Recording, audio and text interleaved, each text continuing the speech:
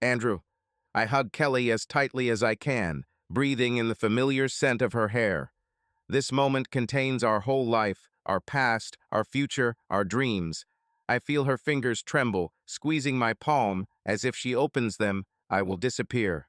2 years is nothing when it comes to us, I tell her, trying to sound confident, although an anxious lump swells inside me. Is this true? 2 years. Time can change people, circumstances, and desires, but not us. We promised each other to be together, no matter what. She looks at me with her light brown eyes, in which tears tremble, but she smiles. Her fingers squeeze my palm tighter, as if they are afraid to release it. I'll wait for you, I promise, she answers quietly, and her voice trembles, but not from doubt, from the pain of separation. I run my hand over her cheek, remembering the warmth of her skin, the feeling of her breath next to me. I want to capture this moment in my memory, to hold it for as long as possible. A voice over the loudspeaker announces the final boarding call. I have no choice but to let her go. I slowly open my fingers and run my thumb over her wrist one last time. I love you, I say. I love you more, Kelly replies, and her smile becomes a little wider, but her eyes are shiny with tears. I know she's hurting just as much as I am. I take a few steps back and then turn around, not allowing myself to hesitate any longer. One more goodbye and I won't be able to leave. Every step feels heavy in your chest. Everything inside is screaming, stop, stay, but I know I can't. On the plane, I look out the window, watching the terminal disappear into the distance. Anxiety sits deep inside, like a quiet voice whispering that separation is always a test. I close my eyes and imagine how she walks out of the airport, how she will get into the car, how she will return home to our empty house. She loves me, I have no doubt about it. Upon arrival in Germany, the first thing I do is take out my phone and write to her. I miss you already. The answer comes almost instantly. Me too, my love. How did you get there? I smile. She's there. She's waiting. As I immerse myself in my work, I try not to think about how long 2 years will drag on. 24 months, 104 weeks, 730 days. When I signed the contract, it seemed like just numbers, but now, being in a foreign country, realizing that every day is minus 1 day with her, time suddenly took on weight. This contract in Germany is a rare opportunity, a once-in-a-lifetime chance. The doctor exchange program opened the doors to one of the best clinics in Europe and gave me the chance to work with legendary surgeons whose names were mentioned in medical journals, whose research changed the principles of modern surgery. I knew that here I would have to work hard, study 10 times more than before, but it was a challenge that I accepted without hesitation. From the very first day, I plunged into the frantic rhythm of work. Morning planning, meeting at 6 in the morning cold, polished reports, quick analysis of errors, no unnecessary emotions. Long shifts in the operating room where every second could be critical. Sharp rays of surgical lamps, intense glances of colleagues, mechanically clear hand movements. There is no room for error here. Endless consultations with patients in a different language, which, although I was familiar, sometimes still sounded harsh and unusual. Studying new techniques at night, in rare hours of rest, when the eyes were stuck together and the body required sleep, but the mind greedily absorbed information. Every day brought new challenges. I felt like every duty was an exam, a test not only in front of my colleagues, but also in front of myself. Will I be able to maintain this pace? Do I deserve to be here? Do I need to prove anything? The answer was always the same, yes. Everything at the hospital went strictly according to schedule. Not the slightest chance of error. German precision in everything, from the sterility of the operating room, where the air seems to be saturated with tension, to the scrupulous calculations of anesthesia dosages, where every microscopic error could cost the patient's life. I'm used to strict standards, but here they were elevated to the absolute. Sometimes it seemed to me that even the walls here breathe rules. At times I found myself completely lost in my work. The days merged into one endless alternation of light and dark. Operating room, wards, work papers, operating room again. The city outside the windows lived its own life, but I was almost not a part of it. This helped to forget about the distance between me and Kelly and bring our meeting at least a little closer. I knew that this step would make me better in my profession, that every day spent here brings me closer to our dreams. But at night, in the silence of the hotel room, thoughts inevitably return to home. Only one lamp illuminates the room, casting a soft yellow light on the white sheets, and outside the window stretches a foreign city that never became mine. The rustle of the air conditioner, the barely audible hum of cars on the night streets, all this seems too distant, alien, not real. The present remained there, in our house, next to her. Kelly, our future. We dreamed of a child. I remember us talking about it for hours, imagining his first steps on the hardwood floor of our living room. We imagined Kelly singing lullabies to him and me reading bedtime stories, sitting next to the crib and watching his little fingers curl into fists. We have been preparing for this moment for a long time, saving every extra penny, thinking through everything down to the smallest detail, creating a financial cushion so that not a single worry about tomorrow would overshadow our marriage. We wanted the best for our child: stability, care, coziness. A house in Tennessee with a white picket fence and a wide wooden porch was part of that dream. We didn't just plan, we lived in anticipation. Long conversations in the evenings about what our child will be like. Will he inherit her smile, my eyes? Thoughts about how we will arrange the nursery together, choose toys, decide what wallpaper is suitable for the room. Soft pastel shades or something with patterns, funny animals, or classic colors. I imagine ourselves sitting on the porch one summer evening watching our son or daughter play in the yard. Maybe he will run barefoot on the freshly cut grass, or maybe she will ride a small bicycle, casting happy glances at us. And Kelly is nearby, laughing, holding my hand, leaning towards me, pressing her cheek to my shoulder. Every detail had meaning. Every dream was our common one. When I return, everything will be exactly like this, I convince myself, closing my eyes and breathing in the air, in which for some reason there is no smell of her at all. Kelly. I fall asleep hugging my pillow, soaked in Drew's scent. His scent is the last ghost of his presence, slipping away every day, but I still cling to it like a lifeline. I close my eyes and imagine that he is nearby, that his hot breath touches my neck, causing me to tremble, that his strong arms are hugging me, creating a cocoon of safety and warmth.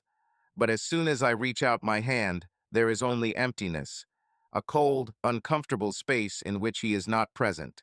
A dull melancholy fills your chest, like a black hole, sucking in all the joy and light. The whole world seems gray, as if someone has turned the colors of life to a minimum, leaving only monotonous shades of loneliness. Every morning starts the same. The alarm clock rings, but I put off waking up for a few minutes, hoping to linger in those moments where he is still with me, even if in a dream. Waking up in an empty bed is like becoming aware of his absence again, reliving the loss. I force myself to get up, throw off the blanket, and touch the cold floor with my feet. Try not to let loneliness consume me. Bathroom mirror. I look at my reflection-tired eyes, dark circles that cannot be hidden even with a layer of makeup. Wash your face, wash away the remnants of night dreams from your face, inhale the coolness of the water, as if awakening yourself to reality. The coffee is strong, scalding, with a slight bitterness, but even its taste is not able to return my former vigor. Everything is mechanical, like programmed actions. College helps to distract myself, but even among students, among colleagues, I feel lonely. Hundreds of voices, laughter, noisy conversations in the corridors, ringing bells between lectures, but all this seems to be through glass. The cafeteria where I sit alone, lazily stirring my cooling tea. Lectures where I take notes but don't get the point. The teaching room where colleagues discuss the latest news and I just nod, trying not to give away that mentally I am in a completely different place. Everything was different before. Drew would meet me after class, hug me, and ask how my day was. We cooked dinner together. He cut vegetables, I cooked pasta, and everything was accompanied by laughter, conversations, touching. Now there is only deaf silence in the house. Returning there is like stepping into emptiness, where there is no warmth, no smiles, no him. Only the echo of footsteps and an empty plate on the table, which there is no one to put next to it. I try not to show how hard it is for me, but there's always worry in Drew's voice. "It's okay, my love," I tell him, lying in bed, buried in the phone. "I'm just tired." "I miss you, Kelly. 2 years is nothing, right? Can we handle it?" "Of course," I answer, forcing myself to smile, even though he can't see. "We can handle it." But are we coping? Every night I wake up cold on his side of the bed. The blanket is bunched up, the sheet seems icy, and I instinctively reach for where its warmth used to be, but I only come across emptiness. I clench my fingers into a fist, trying to keep warm, but the feeling of emptiness only intensifies. Loneliness is especially acute at night. It presses, filling the room with a silence that seems almost tangible. Sometimes I find myself wanting to grab the phone and dial his number just to hear his voice, just to know that he is there, that he lives this life in parallel with me, and not in some other world, inaccessible thousands of miles away. I even click on his contact, look at the screen, wait for the desire to pass. But I understand that it is a deep night in Germany. What if I call, waking him up? He will immediately understand that something is wrong. He will hear it in my voice. He will catch the trembling, the pauses with which I select my words. And I don't want to upset him. I don't want him to know how hard these days, and especially nights, are for me. I don't want him to hear how I'm suffocating from longing for him, how I'm being pulled into depression. So I just put the phone back on the nightstand and lie down, staring at the ceiling. I listen to the sounds outside the window, the howling of the wind, the occasional passing car, the barking of a neighbor's dog. Everything sounds like it's in slow motion, like I'm watching my life from the outside, but not living it. My friends Lauren and Tess are calling me to unwind. "Kel, you urgently need to shake yourself up." Lauren plops down on my couch and makes a dramatic gesture with her hands. "You already have 'faithful but sad wife' written on your forehead. Do you really want to wake up one day and find yourself a walking embodiment of sadness?" "I don't need this," I wave away tiredly. Lauren rolls her eyes and points a finger at me. "What are you, a nun now? Please tell me you haven't become a fan of long-distance marital purity." "Lo, that's enough," Tess says quietly, although there is no particular conviction in her voice. Lauren just shrugs. "Just drink some wine with us and dance a little.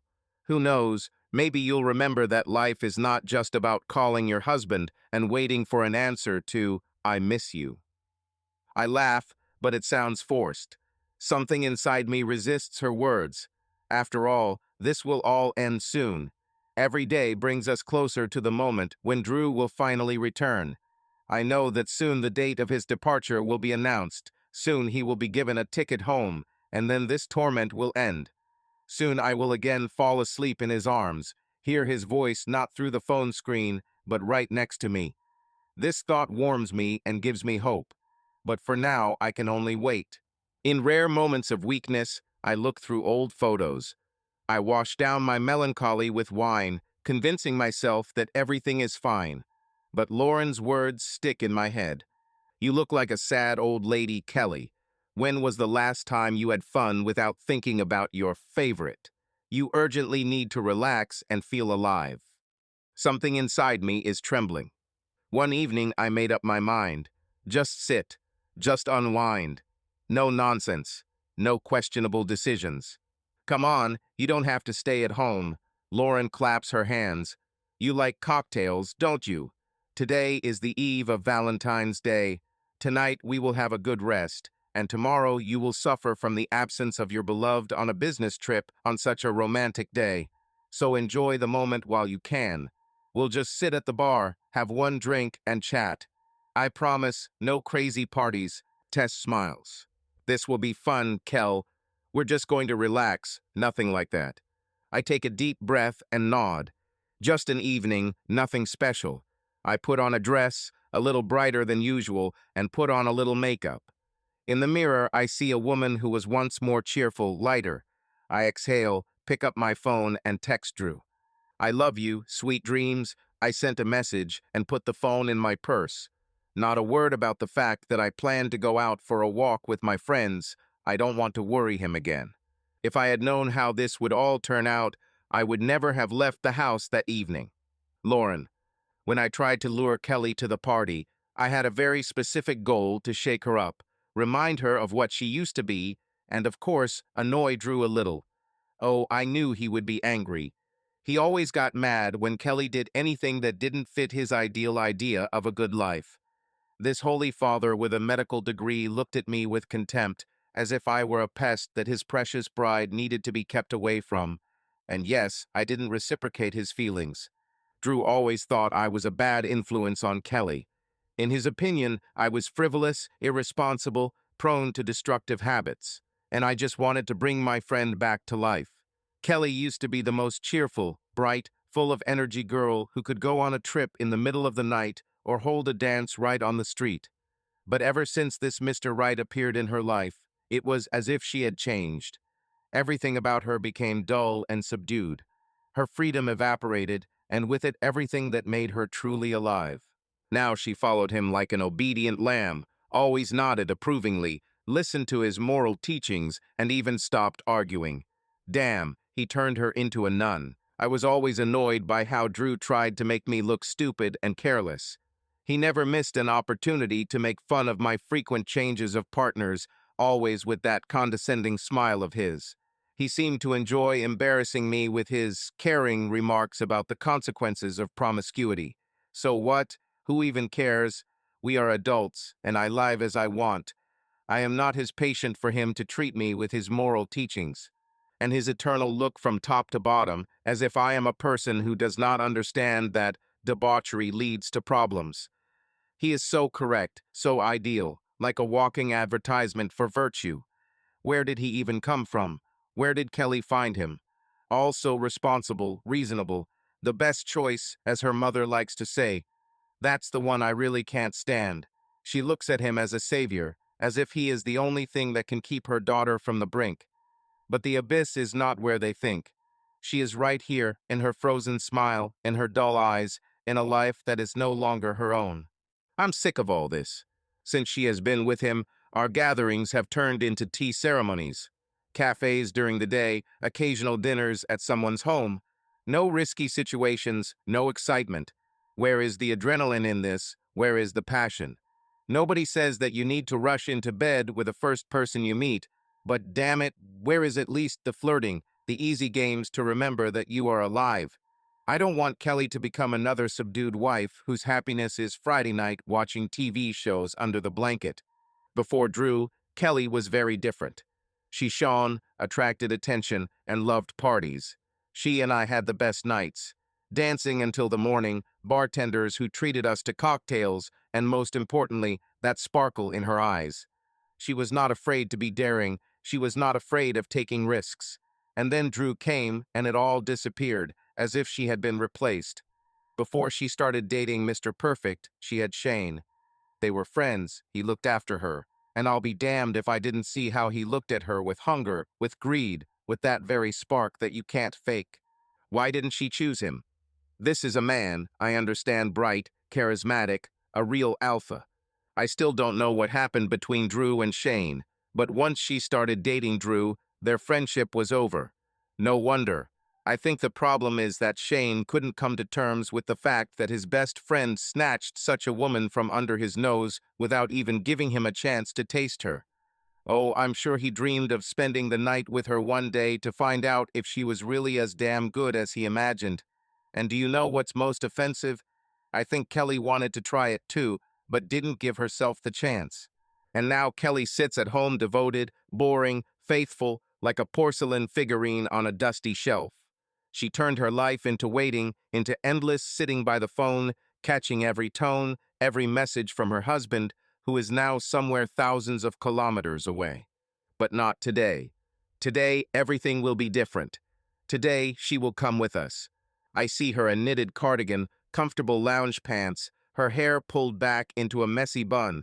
She has almost disappeared into this cozy cocoon of loneliness, but I will not let her disappear completely.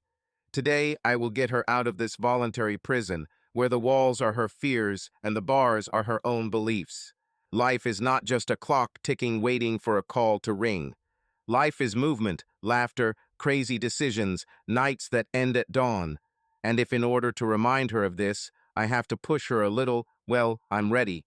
I can already see how we enter the club, how she is shy at first, and then gets into the rhythm. I'll buy her her favorite cocktail that she hasn't tried in 2 years. I'll find a guy who will look at her the way she deserves. And tomorrow she will be a devoted wife again. But at least today she will remember what it is to live. Callie. I'm not thirsty, I say, but Lauren is already handing me a glass, not taking no for an answer. Are you afraid of losing control? She urges, her lips stretching into a predatory grin.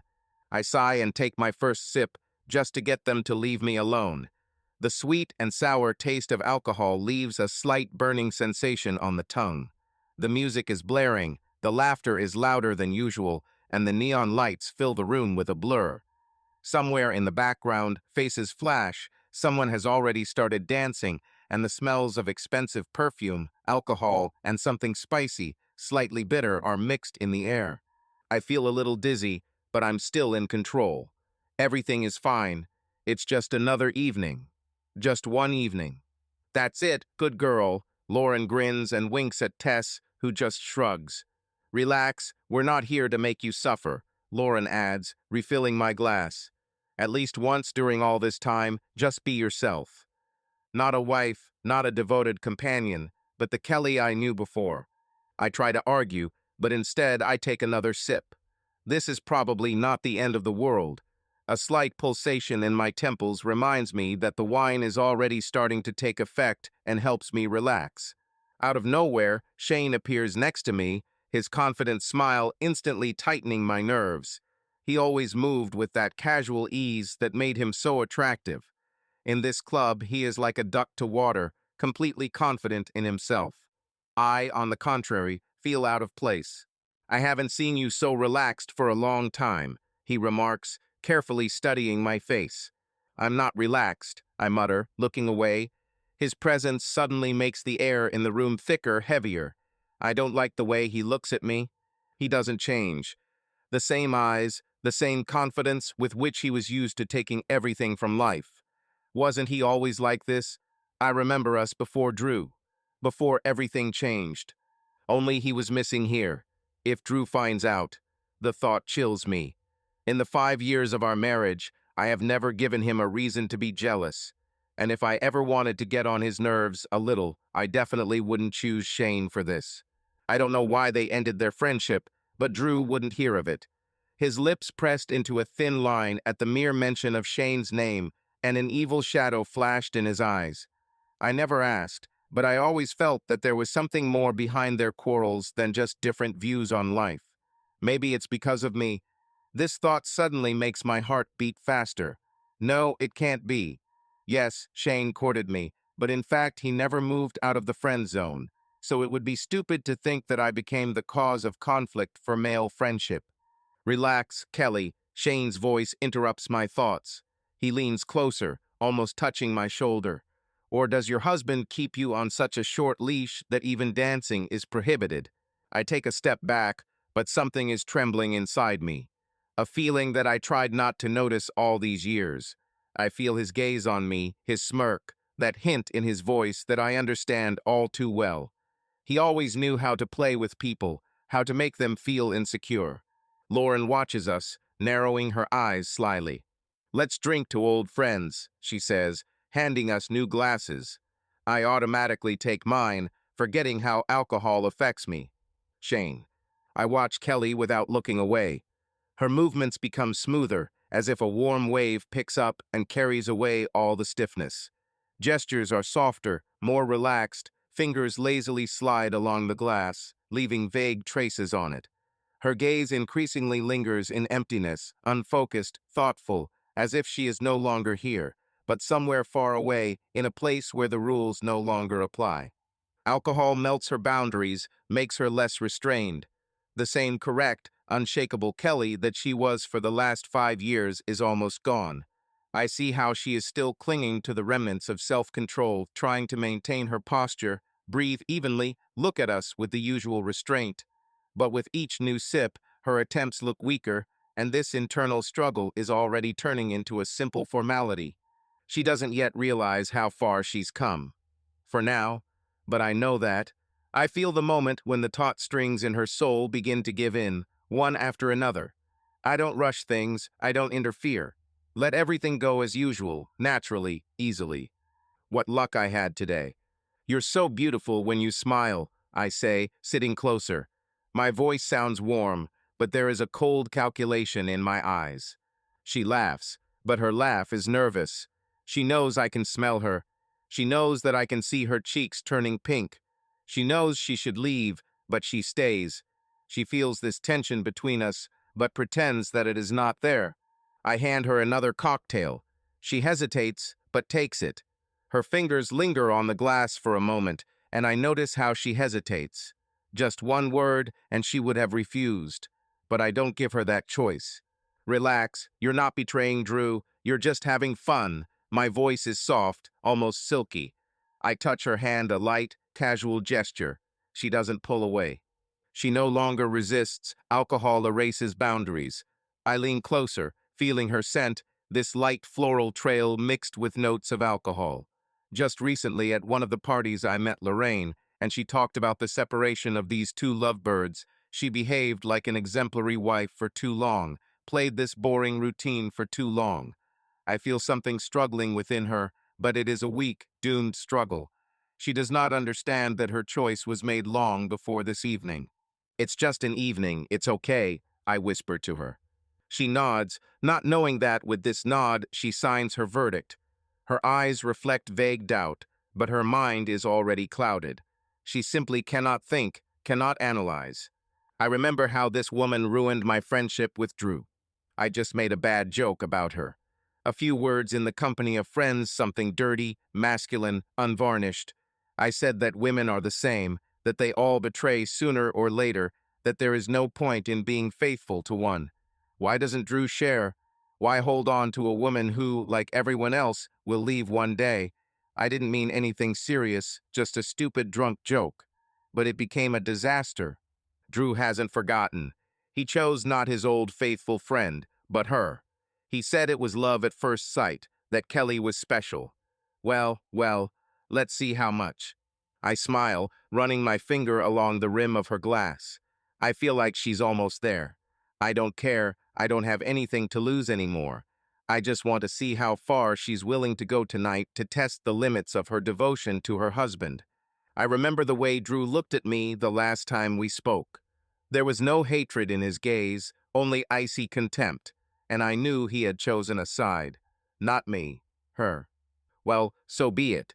But I always played on my terms, and if I am destined to lose, then I will do it gracefully. Tonight my time comes.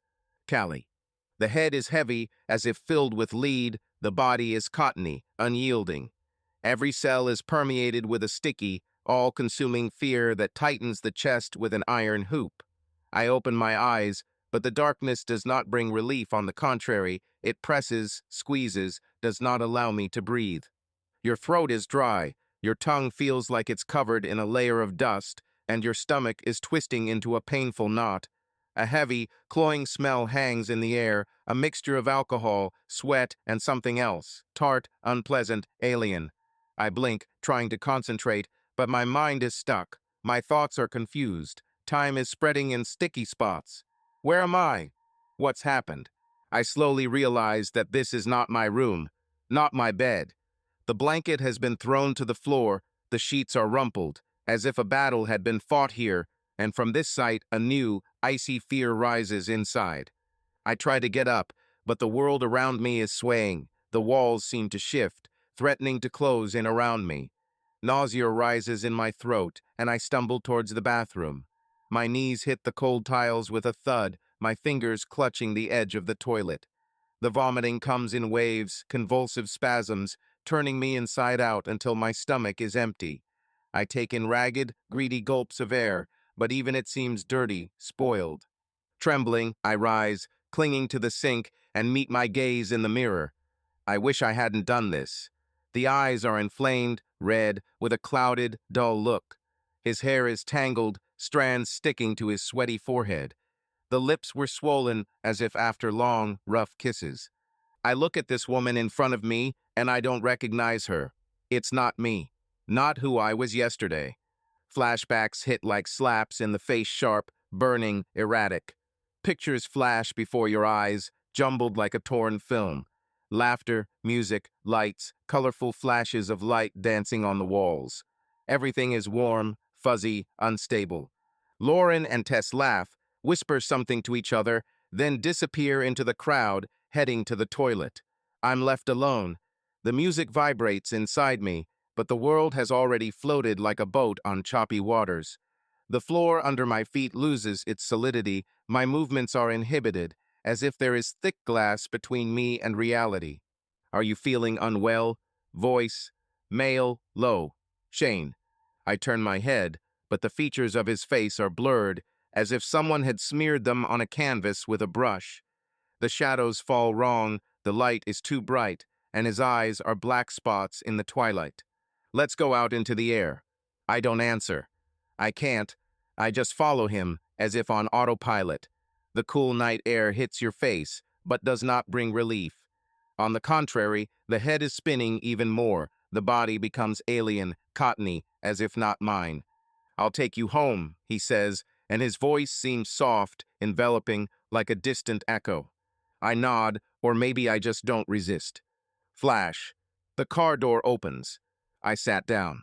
And that's all. Excerpts. Laughter. Whisper in the ear. Words are like knives. You're not so correct, are you? You are all the same. My hands were heavy. My body did not obey me. It betrayed me in the most terrible way. No. I cover my mouth with my hands to keep from screaming. I close my eyes, but the darkness inside me is stronger. Panic grows in your chest. Despair rises in hot waves. Drew, how will I look him in the eye? How can I live with this? I betrayed him. I betrayed myself. Shame, shame, disgust roll in, flooding the consciousness in waves. I'm a cheater. I'm a cheater. I am a woman of easy visual. The words that I have been afraid of all my life are now mine and about me. Now this is my truth. I can't stay here. Every nerve is taut like a string, and the heart is beating so loudly that the roar reverberates in your temples.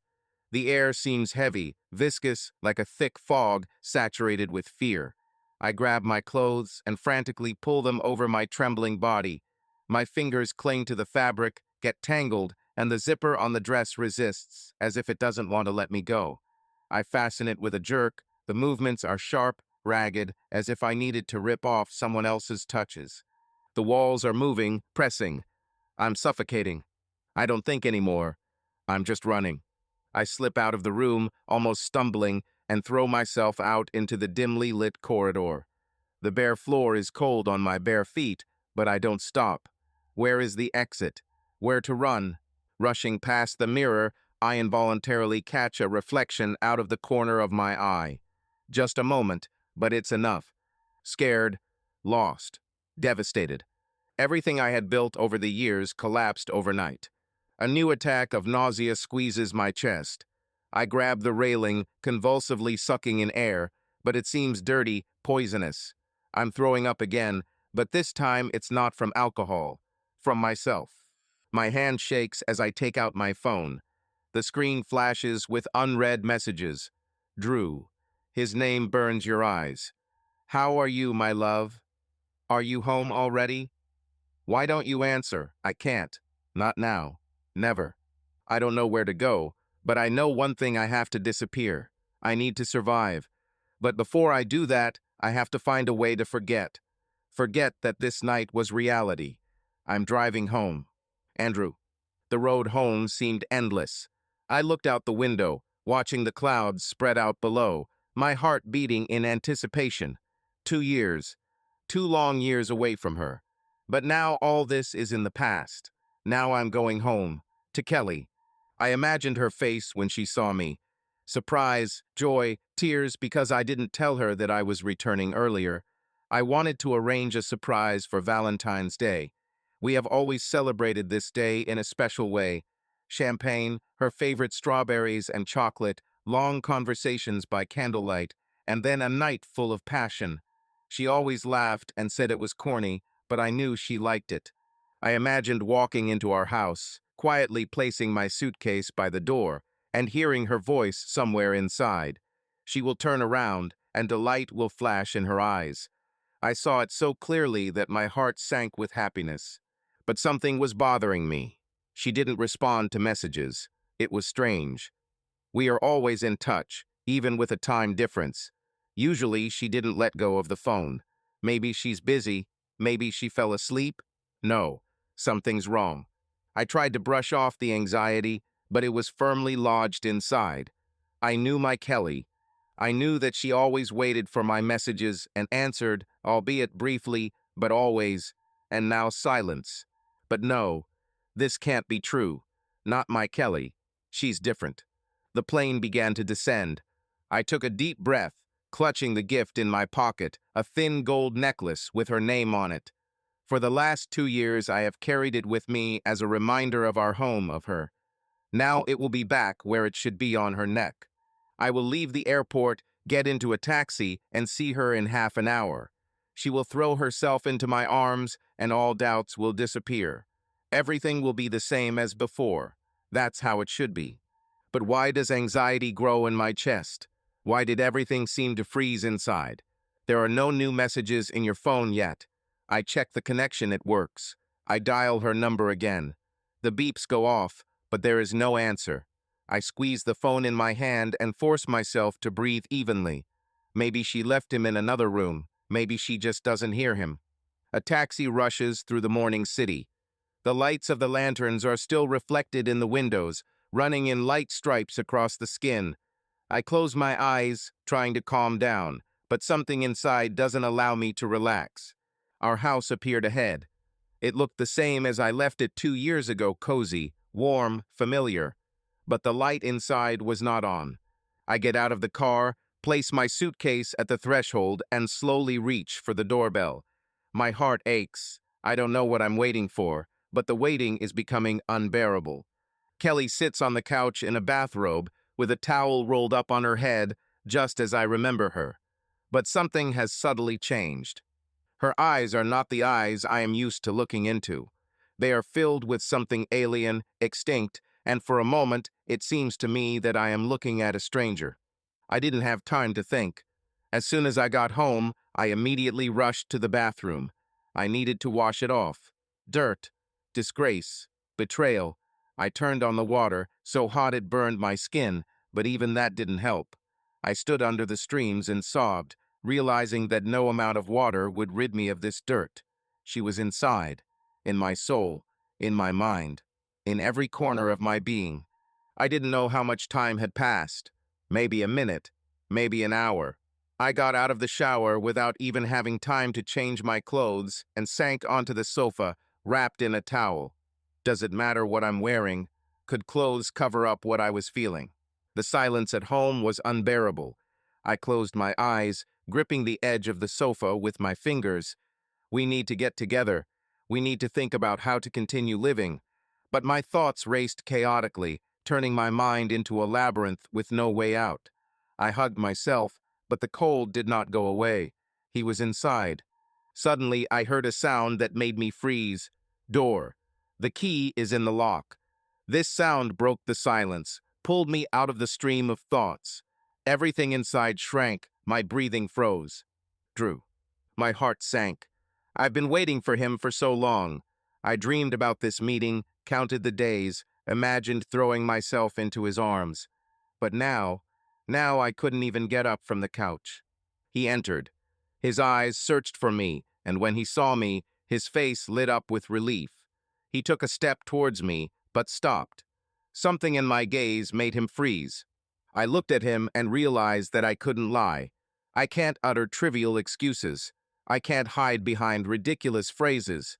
Just yesterday I was his loving wife, but today I was a different person, a woman I hate. Kelly. His voice is warm, filled with joy and slight bewilderment. He takes another step forward, but I don't move. I can't. My body felt like it was bound by invisible chains. I feel a shiver running through my skin and tears welling up in my eyes again. How do I say this? How to say it out loud? I open my mouth, but the words get stuck in my throat like stones. Just say it. Just admit it. The voice sounds in your head, but it's so alien, so distant. Drew comes closer, leans towards me, trying to look into my eyes. Are you okay? His palm touches my shoulder, and this touch breaks me. I'm losing my temper. No. Whisper, then a sob, then a wave of sobs, overwhelming me completely. Drew, I. He sits down next to me, confused, worried, but still not understanding what abyss I'm about to push him. What's happened? Kelly, you're scaring me. I cover my face with my hands, as if hoping that if I don't see him, everything will disappear. But no, it won't go away. It's here, between us, like an abyss. His face freezes. The silence becomes unbearable, and I know that our world will only collapse now. No, it collapsed yesterday. It seems to me that I understood everything without words. Her eyes told me more than any excuse could, but I needed to hear it, and she needed to say it. I felt like my world was collapsing, but I could do nothing but sit and wait for her to destroy it completely. I sit opposite her, my heart pounding in my chest, but I wait. She does not hide her gaze, does not try to soften the blow. And this is the worst thing. She is going to tell the whole truth, without embellishment, without trying to justify herself. I see how her fingers curl into a fist, how she breathes heavily, getting ready to speak. It's me, she says hoarsely. Just me. No one else. I will not make excuses. I will not look for those to blame. My body tenses. I feel like everything inside is turning over. I don't want to hear this, but I need it. She continues. I can't say that it was an accident. I can't say I was forced. Yes, alcohol. Yes, weakness. But no one pushed me into the abyss. I did it myself, step by step, and I understood what I was doing. Maybe I didn't fully understand the consequences, but I knew that I was crossing the line. I swallow, clenching my fists in my lap, but remain silent. Something breaks inside me, but I let her talk. I remember everything. Her voice trembles, but she doesn't stop. I remember how I agreed to have another glass, how I allowed words to confuse me, how the boundaries slowly blurred. I didn't leave, I didn't say no. I just allowed it. And if you want to know what I felt empty. Pain, contradiction within, but none of this stopped me. She closes her eyes for a second, taking a deep breath before continuing. I don't blame Shane. I don't blame anyone. It wasn't against my will, just me. Only my betrayal, only my weakness. She looks at me, waiting for a reaction. I feel my chest tightening. It hurts to breathe. It's tearing me apart from the inside, but I don't move. I don't say a word, because I'm still trying to understand that the woman I loved, the one I came back for, was the one who destroyed our world. Forgive me, she adds in a whisper. I know there is no forgiveness, but I couldn't help but tell you. I need you to know. And I know. Now I know everything. And this truth is worse than any lie. The silence between us becomes heavy, oppressive. I look at her, but in front of me is no longer the Kelly I knew. In front of me is a strange woman, and her confession sounds like a sentence. I look away because I can't see her face anymore. Bitterness rises from within, and I feel like I'm about to suffocate. I get up. I need to go out. I need to get out of here, or I'll say something I'll regret. Drew. Her voice breaks, but I don't answer. I grab my jacket and go to the door. Shane. I'm lying in bed, idly texting Lauren. The phone screen illuminates the room with a soft bluish light. The cigarette burns out in the ashtray, leaving a thin stream of smoke in the air. I feel great.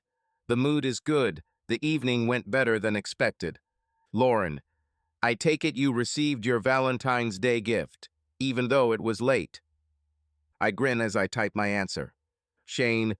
Oh yeah, and let me tell you, it was better than all the socks and cologne I've ever gotten. Lauren. Ha, Tess was nervous, by the way. She couldn't find Kelly after the club. Poor thing was panicking, like she was missing from the Mexican cartel. Shane, Tess is too impressionable. I should have said that Kelly just decided to change her life, drastically. Lauren, you're terrible. Shane, I know, that's why you adore me. Lauren, we should meet up sometime too. I'm just as good as Kelly. Maybe you should try something new. I chuckle, shaking my head. Lauren has always loved to play cat and mouse. Shane, SHH. Don't be jealous. I'm a multifaceted person. I have time for everyone. Lauren, how generous. Okay, honey, right when you want to have some fun. I put my phone on the nightstand, stretch, and close my eyes. Relaxation penetrates every cell of the body. There's a knock on the door. I open one eye slightly, grunting in surprise. Did someone come this early? I get out of bed, pull on my pants, and head to the door. Looks like Kelly came to her senses and came back for more. I threw into the void, grinning. I open the door. Hit. The world goes dark for a second. What the... Drew. I have no idea how I ended up at Shane's door. At one point, I was just there. As my therapist later explained, the anger had to find its way out. I don't even remember how I left the house, how I got into the car, how I drove halfway through the city. I only remember that my heart was beating wildly, and a dark, viscous rage was pulsating in my chest, which demanded an outlet. So many emotions over these 2 years, I restrained myself, worked tirelessly, crossed out days on the calendar, counting them until I returned. I restrained myself like a man, although there were many offers from new German colleagues. I didn't even allow myself to think about it. I did not give in to weakness, did not seek comfort in the arms of others. I knew I had Kelly. I had confidence in her, in us. And she didn't just admit such a thought. She realized it. I was silent when she gave me this bomb. I was afraid of harming her at that moment when she was destroying me. I swallowed every word, gritted my teeth, and let her finish me off with this dirty confession. And then the bomb exploded. Shane opened the door. His smug grin disappeared at the same moment, but not before I took a step forward, unable to contain the surging emotions. Memories flashed before my eyes. We have known each other since childhood. Together they climbed construction sites, fought with boys from the neighboring area, and covered each other in front of their parents. In college, Shane met Kelly first. He said that this was his new goal, but without much pressure, he was just hanging out in the friend zone for now. We discussed this in a friendly manner, without jealousy, without tension. He didn't mind when it became clear that things were serious between me and Kelly. But one day, during a party, he revealed his crowning wisdom that all women are the same, that sooner or later everyone will cheat, and that if that's the case, then why don't the three of us try something? I remember freezing, and then for the first time my anger came out in physical form. The conversation ended instantly. Kelly was special to me. She was the only one. From that moment, we no longer communicated. And now I'm standing in front of him again. What déjà vu? I left again silently. The anger did not subside, but I knew that if I stayed even a second longer, the consequences would be irreversible. I went outside, breathed in the cool air, but didn't feel any relief. Everything inside was empty, as if I had left a part of myself there on Shane's doorstep. I had nowhere to go. I didn't have a family. My parents died in a car accident when I was 15. The only person who has always been like family to me, other than Kelly, is her mother. She loved me like a son. She said that her daughter met a better man in her life than she could have wished for. She always admired our love and saw in me a reliable companion for Kelly, a support. I didn't know how she would react. I didn't want her to find out. But when I arrived at her house and saw her open the door, her look told me that she already knew. Drew, there was pain in her voice. Not anger, not condemnation, but real grief. I couldn't speak. He just sat down on the threshold and covered his face with his hands. How I wanted her to say that it was all a dream, that I would wake up and see Kelly next to me the way she was before. She sat down next to me and hugged me so warmly and motherly. "I don't know what to say," I breathed. "I don't know how to live now." She patted my back, sighing heavily. "Kelly made a mistake, Drew. But it doesn't change who you are. You are strong, and you can do it. But before you decide what to do next, let yourself feel the pain first. If you drown it out now, it will stay with you forever." She looked at me with warm concern, but there was firmness in her eyes. "You need to talk to someone, Drew. I'm not talking about friends or me. You should contact a specialist. This is not a weakness, it is a necessity. There is too much pain, too much emotion, and if you don't release it correctly, it will tear you apart from the inside." I was silent, but I knew that she was right. She looked at me carefully, as if weighing something in her head, and then said quietly, "I'm going to Kelly's. No matter what she does, she needs help too. You need to understand why this happened and how to live with it further. She is my daughter, and I cannot leave her alone at this moment." I looked up at her. There was no condemnation, there were no excuses, only a firm, conscious decision. "Stay here," she continued. "This house has always felt like home to you. Find strength, Drew. Understand yourself, and please don't make decisions you'll regret later." Helen. When the phone rang, Helen didn't pay attention at first. The evening was quiet and familiar. She drank tea, wrapped in a warm blanket, thinking about plans for the weekend. But when the screen flashed her daughter's name, something inside her tightened. It was late. It was rare for Kelly to call at this hour for no reason. I picked up the phone, and from the very first words I realized that something terrible had happened. Kelly's voice trembled, her breathing was ragged, as if after a long cry. "Mom, I need to tell you something." And then the words flowed out randomly, breaking down in sobs. I listened without interrupting. My heart was squeezing more and more. I knew how much Kelly loved Andrew. I saw this love, I saw how he looked at her, how carefully he held her hand. This was a man who could be trusted with my daughter. But now she's broken it. Herself. I couldn't believe what Kelly was saying. The mind refused to accept this. But the heart understood, because I once went through this myself. I remembered that evening. I was still married to Kelly's father at the time. Little Kelly was sleeping with a high fever, and her father was at a company party. It didn't seem strange to me at the time. I trusted him. We were a family. But later, when the truth came out, everything changed. One day, once, secretary, alcohol, excuses, tears. I didn't mean to. It doesn't mean anything. It was a mistake. But mistakes ruin lives. I couldn't forgive. We divorced, and I raised Kelly myself. I no longer believed in love. But despite the pain, she did not forbid him to see his daughter, because I knew that he loved her, and Kelly loved him. Now, listening to Kelly's confession, I felt the past covering me with renewed vigor. I couldn't protect my daughter from pain, but right now the most important thing was that she was suffering too. She ruined her life, but remained my child, and she needed me. "Daughter," I said quietly when Kelly finally fell silent, "I'll come to you. You are not alone. We'll figure it out."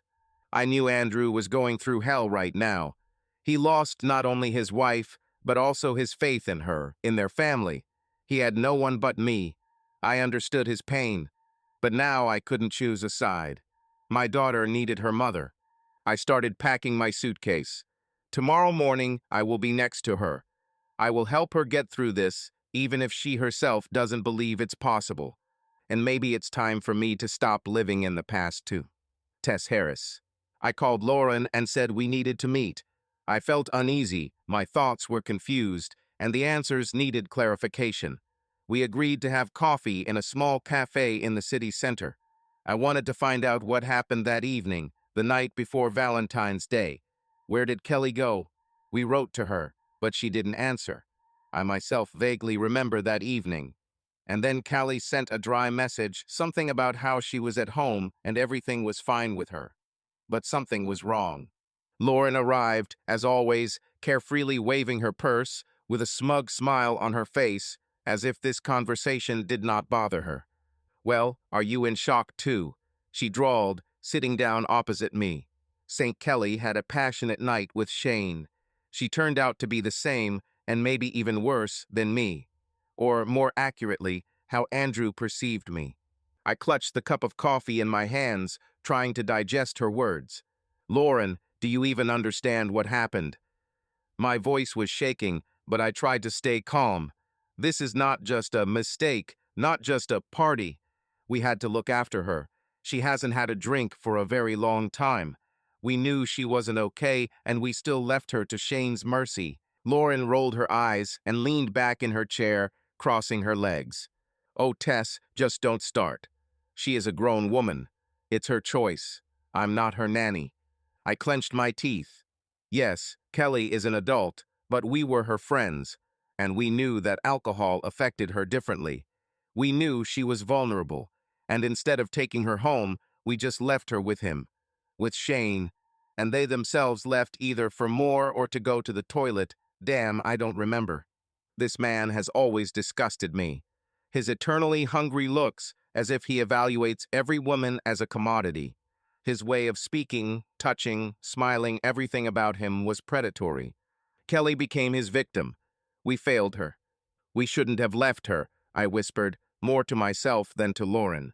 Lauren shrugged. Listen, stop being dramatic. Yes, it was unexpected, but you know that if she didn't want it, nothing would have happened. I felt rage overcome me. How could she talk about this so easily, as if nothing bad happened? Lauren, can you even hear yourself? My voice became stronger. This is not just an accident. We abandoned her. We left her where she didn't belong, and now she has ruined her life. Lauren twirled the cup in her hands, then looked at me and grinned. Or maybe she just wanted to do it. Have you ever thought that maybe she's just tired of being the perfect wife? I stood up so abruptly that the chair creaked on the tiled floor. You're sick, Lauren. I don't want to listen to this anymore. Lauren grinned as if I had said something funny. She gave me a sly look, then looked away, looking out the window. You're just jealous that you've never had such a sincere love like hers. Everyone will just take you as sex for the evening, I finally said. I turned around and left the cafe, feeling myself shaking with anger and guilt. Because despite everything she said, I knew the truth. I knew we had failed Kelly. Mom has arrived. I waited for her appearance with anxiety and fear, but when she crossed the threshold, her face was calm. She didn't say anything, just hugged me tightly. I felt her warmth, but I couldn't bring myself to relax. She didn't say a word, she just took care of me. She cooked food and cleaned the apartment, as if she wanted to surround me with a familiar, homely atmosphere. I watched her, but did not dare to start a conversation. It seemed to me that all I had to do was say a word, and all my guilt would flood in with renewed vigor. Several days passed. She tried not to put pressure on me, but her presence filled the house with some special heaviness. Her look spoke more than any words. There was so much love in him, but at the same time so much pain that it made me feel even worse. I tried to avoid her gaze, but one evening, as we sat at the kitchen table, I realized the moment had come. Tell me, my mother said quietly, covering my hand with hers. Her palm was warm, but I felt it trembling. I swallowed, clenching my palms. I was ashamed, but I knew that if anyone could listen to me without judgment, it would be her. It all started because I was sad a lot and missed Andrew. Lauren persuaded me to go with them. My voice was shaking. I told her everything, as if in confession. About how I decided to go out and relax, about how I didn't discuss it with Drew, how I drank, how I lost control, how Shane showed up and took advantage of the moment of being alone with me when my friends went to the ladies' room. How bad I felt the next morning, how I couldn't breathe from shame, how I was throwing up from the realization of what I had done. When I finished, there was silence. I didn't dare look up, but I felt that my mother was looking at me. My heart was pounding in my chest. It seemed to me that a little more, and I would simply disappear under the weight of her silence. Do you know what awaits you now? She finally asked quietly. I nodded, feeling tears welling in my eyes. If you want to save your family, my mother continued, you will have to fight. Fight for Andrew. beg, kneel if necessary. You broke his trust, and if you want to get him back, you'll have to go through hell. And you must be ready for anything, because forgiveness is not a gift, but hard work, and if there is even a tiny chance, you must fight for it. I sobbed, clenching my fingers into fists. I knew it. I knew there was no easy way out now. There are no words that could correct what happened. Only actions. Only actions. What if he doesn't forgive me? I whispered. Mom sighed heavily. Then you'll have to learn to live with it and accept the consequences of your choice. I covered my face with my hands and burst into tears. She came up to me and hugged me, allowing me to throw out all the pain. I'm with you, she whispered, but you must be ready to atone for your guilt. For real. I didn't know if I had the strength, but I knew that if I didn't try, I would lose Andrew forever. Tess. I plucked up my courage and decided that I needed to meet Kelly. I understood how hard it was for her right now, and I knew that she needed support, even if she didn't realize it herself. But most of all, I was tormented by guilt. Guilt for being a part of that night. Maybe not a direct participant, but one of the culprits. We should have taken care of her, but instead we let her stay in Shane's hands. I texted Kelly, I need to talk to you. Let's meet. She didn't answer right away, but a couple of hours later, she sent a short, "Come." When I entered her apartment, I was immediately overcome by a wave of tension. She looked tired, haggard, with dark circles under her eyes. Unfinished tea was cooling on the table in front of her, and next to her lay a crumpled napkin soaked with tears. "Hello," I said hesitantly, sitting down opposite. Kelly smiled faintly and nodded, but her eyes showed no warmth. "Tess, if you came to say that everything is my fault, then don't worry, I already know." I swallowed. It was painful to hear, but I couldn't let her take all the blame. "No, I came to say that we are all to blame," I admitted quietly. "Kelly, I can't stop thinking about that night, about how we failed you." She looked up at me, in which pain and surprise flashed. "Did you fail? Tess, it's not your fault. It was my choice. I myself allowed this to happen. But we shouldn't have left you alone. I couldn't restrain myself and clenched my fists. We pulled you out of the house. We, knowing that you didn't drink alcohol, didn't stop you. We should have taken care of you, taken you home, not let you be alone with him." Kelly smiled bitterly and shook her head. "Shane didn't force me, Tess. He didn't force me to do anything. I did it myself." I closed my eyes for a second, trying to hold back the tears. I lowered my head, feeling the weight of her words crushing me. I came to admit my guilt, but I realized that Kelly blames herself much more than anyone could judge her. "I'm sorry," I said quietly. At that moment, the door in the hallway quietly opened, and I heard someone putting bags on the floor. It was Kelly's mom. She returned from the store and, noticing us, froze for a second and then came closer, as if debating whether to intervene. "Girls," she said softly, "I didn't want to interrupt you, but I think I should hear it too." She sat down next to him, her gaze full of care, but also concern. I saw how she looked at her daughter with deep love and sadness. We talked for a long time about how Kelly could fix everything, about how hard it is to regain trust, but that it's still worth fighting, that if there is a chance, even the slightest, it should not be missed, and that forgiveness is not just words, but a long journey that Kelly will have to go through. Andrew. Several days passed. I tried to hold on, tried to drown out the pain, but it did not go away. It was as if a ball of anger, resentment, and betrayal had settled inside, which only grew larger every day.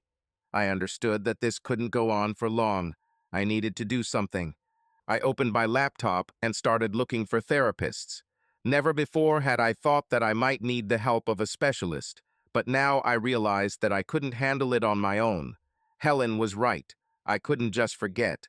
I couldn't ignore this fire inside. I was afraid that I might do something worse than I did to Shane.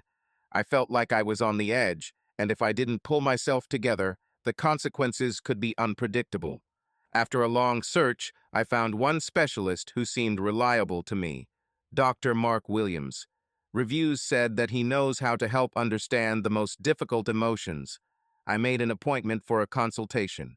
When the day of the meeting arrived, I got in the car and drove to his office, trying to figure out what I would say in advance. But all my thoughts were confused. I entered the office. An elderly man, gray-haired, wearing glasses, with kind but attentive eyes, nodded to me and pointed to a chair. "Andrew, right. Come in, have a seat." I sat down with my hands on my knees. The room was quiet, and for some reason, this was even more stressful. "How can I help?" he asked calmly. I swallowed. "How can you tell someone that your life is ruined? That the woman you trusted unconditionally turned out to be completely different from who you thought she was? My wife cheated on me," I finally squeezed out. Dr. Williams nodded without interrupting. I continued. "I loved her from the first day, from the first sight, from the first smile. We went through everything through our student years, our first rented apartments together, financial difficulties, and the search for ourselves. We built our life step by step. I always knew that she was mine and I was hers. 2 years in Germany on a contract was the last step before we had to start a new chapter. After my business trip, we planned to have a child, finally settle down completely, buy a house, and create the family we dreamed of. We put it off for the sake of stability in order to give our future child the best. We talked about it so much and dreamed about it, and I left, thinking that everything was going according to plan, and then I returned unexpectedly. I wanted to surprise her, but in the end, a surprise awaited me. She confessed. No excuses, no attempts to hide the truth. She just told me everything as it is, and I realized that our whole life collapsed in an instant. He thoughtfully clasped his fingers and asked, "How did you feel at that moment?" I chuckled. "It's like I was hit. It was as if everything I knew had suddenly disappeared. It's like I've been an idiot all these years." Anger? Yes. Pain? Certainly. Feelings of guilt? I shuddered. This question took me by surprise. Why should I feel guilty? I frowned. Dr. Williams looked at me intently. Because when something important falls apart, we often try to find an explanation, even if it lies beyond our responsibility. Have you ever thought that you might be missing something in your relationship? That there might have been signals that you didn't notice? I clenched my fists. No, I couldn't accept it. I did everything for her, I answered sharply. I worked, I cared, I was faithful. What else was I supposed to do? Sometimes it's not a matter of yet, he said quietly. Sometimes the point is that people change, and not always the way we expect. 2 years is not a short time. How did you keep in touch during your business trip? How often did you communicate? I was silent. I came here to hear how I should move on with my life, not to understand Kelly's motives. But it looks like this conversation will go deeper than I expected. Dr. Williams was silent for a moment, then added, "Andrew, such conversations are always difficult. But in order to truly understand the situation, it is important to hear both sides. I offer you a joint consultation with Kelly. This may help you both figure out how to move forward.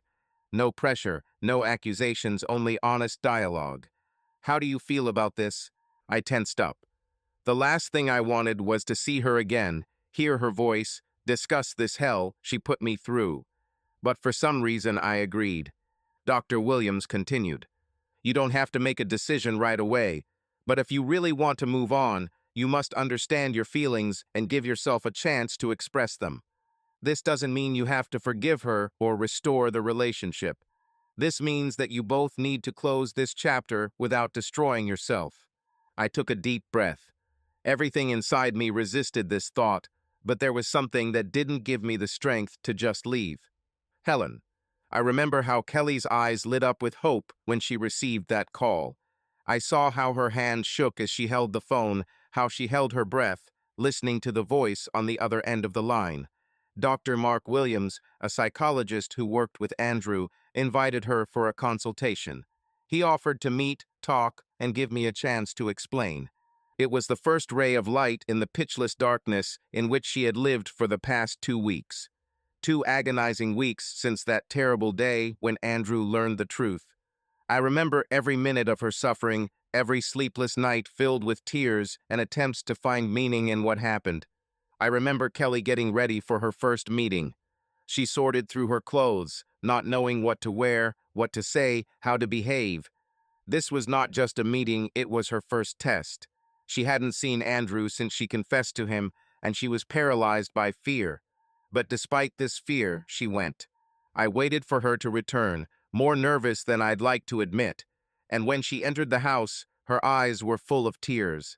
I didn't ask any questions, I just hugged her and let her cry. She didn't say anything, just curled up on the sofa, like a child that no one could protect. I stroked her hair, whispering something soothing, although I didn't know if my words would help.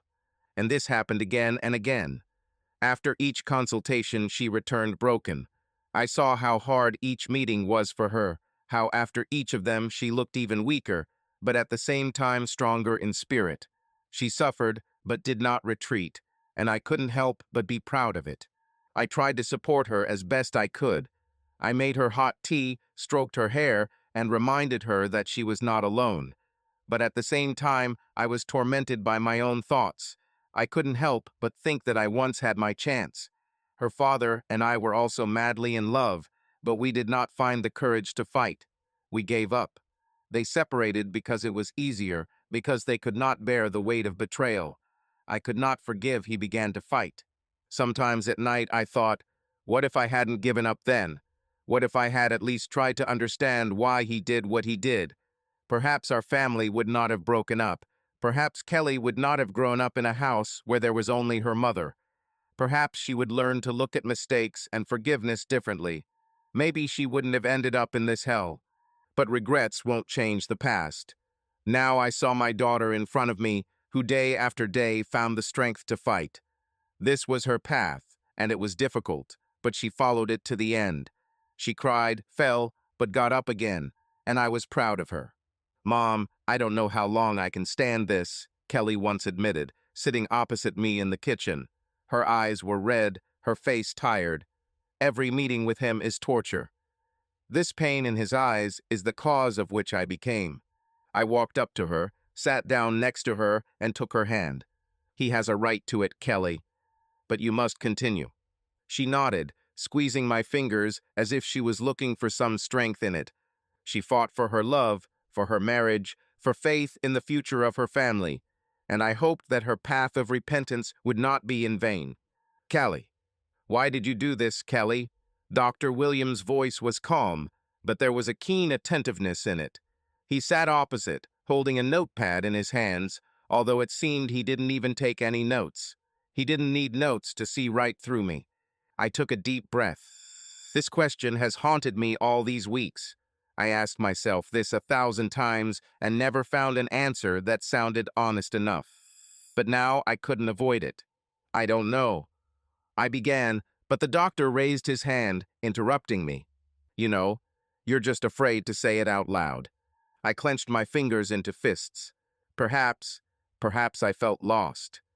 I felt like I was trapped in loneliness, but at the same time I was afraid to tell Andrew about it. I knew that it was hard for him too, that he worked tirelessly for our future, and I didn't want to be another problem for him. I hid my pain, pushed it deeper, pretending that everything was fine. I felt so lonely without him. Are you talking about cooled feelings or about physical attraction? He clarified. Both. I looked at him, expecting condemnation, but his gaze remained calm. I loved Andrew. I still love him. But the alcohol, Lauren, the party atmosphere. I kind of passed out. I allowed myself to get lost in it. And this is the worst thing. Dr. Williams nodded, considering my words. The influence of the environment is a serious thing. Did Lauren often push you to do this kind of thing? She always thought I was too uptight. That I'm not living my life. I smiled nervously. Ironic, isn't it? In the end, she turned out to be right. I'm not right, he objected softly. You yourself chose this path. The environment could influence you, alcohol could reduce your self-control, but it was your choice. I closed my eyes, holding back tears. I already knew this, but it hurts to hear the truth from someone else. How did you feel at that moment? Dr. Williams looked at me carefully, as if studying my reaction. I tensed, looking away. This question was the most scary. I didn't want to answer. Emptiness, I whispered. There was emptiness inside me. I wasn't there. Not with my soul, not with my thoughts. It was. Like it wasn't happening to me. Like a bad dream that you can't get out of. The doctor nodded, but was in no hurry to speak. He waited for me to continue on my own. I clenched my fists and added in a trembling voice. But my body, it reacted differently. As if it had betrayed me. It was as if instincts had taken over where reason had long since turned off. This is the most disgusting thing. This is the most disgusting thing. I hate myself for how low I have fallen. After several weeks of therapy, the doctor suggested that we try to meet with Andrew outside of counseling sessions. I agreed, but inside I was trembling with fear. We met in a small cafe where we once loved to have breakfast. Andrew arrived on time, sat down opposite me, without even looking at me. I wanted to say so many things, but he spoke first. I don't know why I came, he said coldly. I guess I want to understand if we have a chance. My heart sank. He didn't reject the idea, but he wasn't sure either. Thank you for coming, I whispered. I know you're hurting. He finally looked at me. His gaze was tired, full of disappointment. Do you even understand what you did to me? I nodded, feeling a lump in my throat. Every day, every second, and if I could go back. But you can't, he interrupted. So what now? Weeks passed. We began to see each other more often, but these meetings were painfully tense, like a thin thread ready to break. I felt that Andrew was trying to be discreet, but he couldn't trust me completely. His gaze intent, studying, seemed to be looking for hidden meaning in my words, secret signs in my gestures. He didn't say it out loud, but I knew. He was watching my every move, weighing every intonation, trying to figure out whether I was really here with him or if it was just an illusion. One evening, after dinner, he stayed longer than usual. We sat in the dimly lit living room, where the soft light of the lamp cast long shadows on the walls. We talked about trifles, about films, the weather, something else insignificant. About anything, just not to touch on what was pulsating between us, unresolved, heavy. And suddenly he fell silent. I looked at him. There was something broken, vulnerable in his eyes. I miss you so much, he said quietly, but his voice cut through the air like a blade. I froze. These words flared up in me with hot pain and pierced me to the very depths. Something inside me trembled, and I took a step forward. Slowly, carefully. Andrew didn't move away. His gaze darted, as if he was still struggling with himself, but I already felt that he was giving up. I moved even closer. The warmth of his skin, his light breathing, everything was so familiar and, at the same time, almost forgotten. And then our lips met. At first, carefully, as if we were checking whether we had completely crashed. Then greedily, desperately, like two drowning people clinging to each other in a stormy sea. 2 years of separation, 2 years of pain and unspoken words, everything spilled out in this kiss, leaving us breathless. We didn't think so. We just let ourselves get lost in each other. Andrew. One moment, and the mind turned off. She looked at me the same way she did before. With prayer, with longing, with pain, but also with the same love that I once knew. Or maybe he wanted to see. Her eyes were filled with fear and hope at the same time, as if she was afraid that I would disappear, and at the same time did not believe that this moment was even happening. I stayed with her longer than I had planned. The conversations were cautious, as if we were walking on thin ice, trying not to fall through. We talked about trifles, about the weather, about her work, about how the apartment had changed. But behind these words, there was an abyss that we were both afraid to cross. Every question I wanted to ask hung in the air, unspoken, but painfully palpable. I felt like she was waiting for me to break down, for me to express all the pain that was burning me from the inside, but I couldn't. Not now. I remember who took the first step. Maybe it was her, or maybe it was me. Everything was blurry, as if in a fog. Our lips met, and all words, all doubts, all pain disappeared. All that remained was her touch, her smell, her warmth. I didn't think, didn't analyze. At that moment, I was just with her. When it was over, Kelly fell asleep almost immediately. I looked at her, studied every feature of her face. She seemed so fragile, so tired. It was as if I was fighting with the whole world and losing every day. I couldn't sleep. I lay next to her, listening to her breathing, and realized that it was time to decide something. I couldn't stay stuck in this state of purgatory between hate and desire forever. Either I forgive her, or I leave completely. There is no third option. When the sky began to lighten, I quietly stood up. He got dressed, avoiding unnecessary noise, and went to the door. He turned around for the last time. She was sleeping, curled up in a warm ball, as if she was hiding from the whole world. Richard. I sit on a low wooden bench near the old playground, watching my grandchildren and feeling my heart clench and unclench with emotions overwhelming me. The sun's rays lazily glide across the green grass. The day turned out to be surprisingly warm, although recently it seemed that winter would not give up its position. A thin breeze plays with the leaves and every now and then touches my gray temples, as if trying to remind me of the mercilessness of time. But today, I don't want to think of time as an enemy. Now, looking at these two little miracles, James and Lily, I try my best to focus on the present, on what life gave me after so many years of tossing and mistakes. Mistakes. How strange it sounds when you say it out loud, and even stranger to realize that a mistake can destroy your whole life. People say, it was just one night, or it was just one thoughtless step. But it only takes one push for a huge wall to crack and eventually collapse. Looking at my grandchildren running through the grass, I remember myself in my youth. I remember how I was hopeful, confident, a little overconfident, and sometimes stupid. And unfortunately, I paid for this stupidity at too high a price. 30 years have passed, and I still feel the emptiness inside, and that bitter feeling of regret that time, no matter how hard it tried, could not completely erase from my soul. But now, at this moment, I still smile. My hand rests on my knee, my fingers tremble a little age, and excitement has accumulated. I feel some kind of quiet, warm joy spreading from within. The joy of having grandchildren. I never would have thought that this simple thought, I have grandchildren, would become such a strong consolation for me and such a source of pride.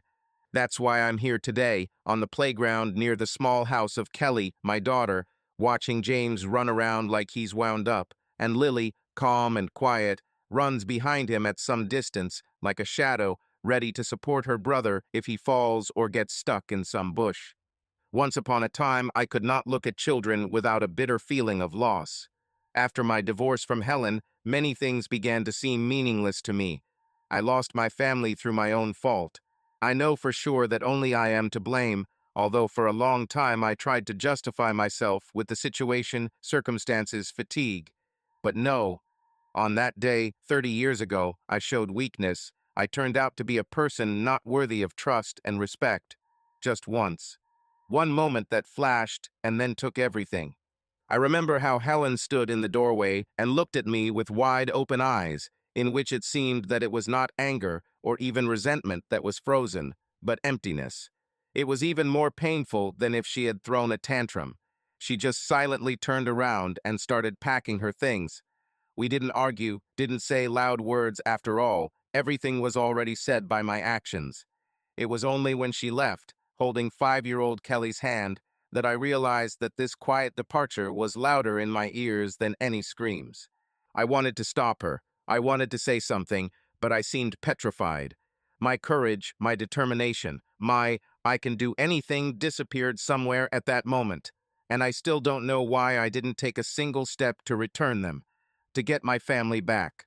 Thinking about this, I slowly turned my gaze from my grandchildren to the sky. Now rare clouds float in it, looking like shaggy islands. The sun either peeks out or hides behind them. When it comes out, everything around seems to come to life.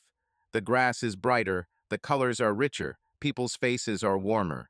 When he hides, everything in the soul freezes and becomes quiet, almost sad. You know, sometimes it seems that my life, and any life, is like this sky. There are bright streaks, and there are clouds behind which we do not see the light. But sooner or later the cloud floats past, and the sun appears again. The only question is whether we will have time to understand that it is still shining, or whether we will remain in our own darkness. I involuntarily smile when I see James stop abruptly in front of a flower bed to examine some kind of insect there. This boy is a real fidget, always spinning around, asking questions, looking for answers. Sometimes he so sincerely wants to know everything in the world that I don't have time to find the necessary explanations for him. His green eyes sparkled with curiosity. They sparkled the same way when he asked me yesterday why I have such deep wrinkles on my forehead and why older people's hands tremble. I involuntarily feel a warm lump in my throat, remembering these childhood questions, full of sincere interest. My grandchildren look at me as a person who knows all the secrets of the universe, but I often feel that I myself have no idea how this world works. But I still try to answer as best I can so as not to disappoint them. When I look at James, I see an echo of my daughter, Kelly, in him. She, too, always had that unruly wave of brown hair and that sparkle in her eyes as she doggedly tried to find answers to all her whys. I remember her running around the yard holding a teddy bear and trying to catch a wasp in a jar with holes in the lid for a science experiment, as she called it at the time, and instead of praising her curiosity, I just waved her off. Daughter, I have things to do, I have work, I'm tired. How bitter it is now to remember that in the bustle of everyday life, I did not notice the most important joy, the time that I could spend with Kelly. When I divorced her mother, I thought it was all temporary. That in a week, in a month, in a maximum of a year, I will find a way to fix everything. I imagined that I would definitely come to them, kneel before Helen, ask for forgiveness, promise that everything would be different, and take them home. But life is a strange thing. Days turn into months, months into years, and so 30 years pass in loneliness and regret. No, of course, I did not live as a recluse. I tried to arrange my life, met with friends, even tried to start a relationship. But internally, I remained lonely because I understood that what I had destroyed could not be put back together. If you know deep down that it's your fault, it's often easier to run away from the memories than to try to make things right. I ran away. Not physically, of course, but internally closed. And I admit this only now, to myself, sitting here among children's voices and laughter. Grandfather. Lily, my little granddaughter, suddenly calls out to me, jerking me out of my thoughts. The girl slowly walks towards me, her blonde hair unraveling in the wind and falling out of her braids. She climbs a little awkwardly onto the bench and sits down next to him. Her blue eyes look at me so seriously that I am momentarily lost. In general, Lily often looks with such piercing attentiveness as if she were not 6 years old, but at least 36. It's as if invisible waves of empathy and understanding are passing through her subtle soul.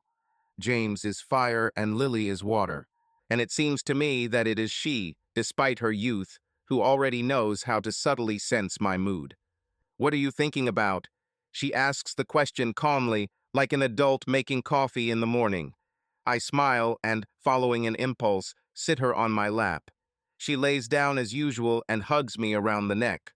Well, I'm looking at you too and thinking about how life can bring surprises, I say, feeling the pleasant weight of her baby head on my shoulder, and how sometimes mistakes make us stronger, if we find the strength to correct them. She frowns. I feel her forehead touching my chin. Lily probably doesn't fully understand the essence of my words, but she takes them seriously. I feel how she absorbs every intonation with her whole being. Children are so sensitive to us adults. They don't need a lot of words. They read a person's state with their heart. If I had learned this ability in due time, perhaps I would have avoided disaster. Have you corrected your mistake too? Lily suddenly asks quietly, and my breath catches. How she hits the mark. Little children know how to ask the most difficult questions that we, adults, are at a loss for, because there is no easy answer. I run my palm through her hair, feeling its silky texture, and exhale with some kind of internal pain. No, my dear, I say, didn't fix it, but your mom did it. And thanks to her, I have you and James. And this is the best thing that could happen to me. Lily doesn't say anything. She just hugs me tighter and puts her head on my shoulder again.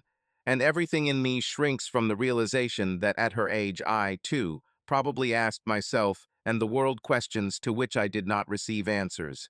We were all children, but over the years we forgot how difficult it is to live with an open soul. I look at James. He has started the race again, trying to catch up with the pigeon, which manages to fly here and there. A funny picture. A boy is running as fast as he can, waving his arms, almost shouting, "Stop." I smile internally and feel tears slightly burning my eyes. You know, these tears that come not from grief, but from an overflow of emotions, when joy is mixed with the bitterness of memories. Careful not to disturb Lily, I tilt my head so that my chin just touches the top of her head. I hear how she breathes, how her childish heart beats. And at this moment I realize, this is happiness. Just sitting next to her, feeling her trust, her warm little hands, and knowing that she is a piece of my blood, my future, my joy, my redeeming grace. It was as if someone from above gave me the opportunity to experience what I missed with my daughter. I involuntarily begin to remember Kelly as a little girl, her trusting smile, and how happy she was always to see me at home. And then the day my family collapsed flashes before my eyes. Before Helen left, Kelly ran up to me in tears, wrapped her little arms around my legs, and asked, "Dad, are we coming back?" I couldn't answer then. He just stood there, looked at her, and then she went after her mother, and the door slammed. There is nothing worse than betraying the trust of your own child. It hurt me, and I'm sure it hurt her even more. But I found the cowardice in myself to close myself and not make a single movement towards. The years passed. Kelly grew up, and I saw her only occasionally when I came for birthdays, when I sent her gifts for Christmas, or when I managed to get out to the city where they lived. I remember how she looked at me reservedly and a little warily, as if she did not understand who I was to her now. Not an enemy, not a friend, just a stranger, but at the same time a father. And my shame, my guilt grew inside like a snowball. It seemed that I realized too late that I had missed the most precious thing. However, time does not stand still. Kelly graduated from school, entered university, and there she met Andrew. I learned about this quite by accident from a mutual friend. And only a few months later I plucked up the courage to come visit her to congratulate her on her diploma. I brought a bouquet of roses. I looked so ridiculous in a formal suit. She was glad to see me if by joy you mean a polite smile and a careful attempt to find a few neutral topics for conversation. I felt this awkwardness in our every gesture and understood that there was an abyss between us. But at least she didn't chase me away or turn away, and I, stuttering and confused in words, tried to ask about her personal life. Frankly, I was scared to even think that my daughter might have a guy she loves, and I was the last to know about it. Years passed like this. Kelly married Andrew, and I attended the wedding, although I stood quietly in the corner for most of the evening, trying not to attract attention, and no one was particularly keen to talk to me. And yet, when they approached the table, I saw Kelly carefully gathering the strength to say, "Dad, thank you for coming." I then dropped my glass of champagne out of awkwardness. Frightened waiters, confused looks from guests. Nothing pleasant, but I was happy, no matter what, because my daughter was so beautiful and smiled so sincerely at her new husband. And then something happened that I found out about much later. On the last day, when Kelly was waiting for Andrew from a business trip, she stumbled. She also had that one moment of weakness. She obeyed the momentary desire. I know that it was not vanity or mischief, not an attempt to take revenge or change the situation, but simply a human mistake. When you are confused, when you lack warmth, and your loved one is far away. But Kelly didn't give up. She, unlike me, did not run away from the problem and did not hide behind her own "I can't" or "I'm too scared." She found the courage to confess everything to her husband, go with him through pain, through tears, through difficult conversations and reproaches, and ultimately saved her family. Kelly found the path to forgiveness that I was not looking for. And you know, I am infinitely proud of this. Yes, I know what it sounds like. Proud of my daughter's mistake. No, I'm proud that she didn't leave everything to chance. She found the strength to stay and prove that love is worth fighting for. I remember how I became aware of her betrayal. She called me herself and told me everything directly, without concealment. From that conversation, our rapprochement with her began. I feel Lily move slightly on my lap and is now looking closely at James's face, who is shouting something triumphantly joyful, waving his arms. In many ways, my grandchildren symbolize this new stage in my relationship with Kelly.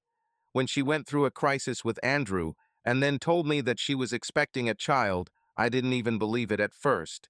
I didn't imagine that I would have grandchildren. Perhaps deep down I thought that I didn't deserve such joy. However, the birth of James was a real second chance for me, a chance to have a hand in raising a new life, a chance to see happiness where I once saw only ruins.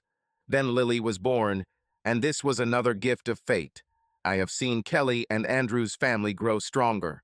They talked a lot, cried a lot, laughed a lot, trying not to repeat the mistakes of the past. And now I'm sitting here on the site, my grandchildren next to me. This is the moment when the present is intertwined with memories, and it's as if I'm looking at my life from the outside. Everything seems so simple now. Two children play, laugh, the world around them is kind and bright.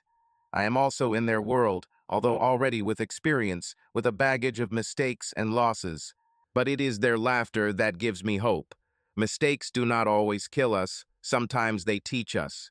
It's a pity that we realize some lessons when it's too late to change something. But late does not mean never.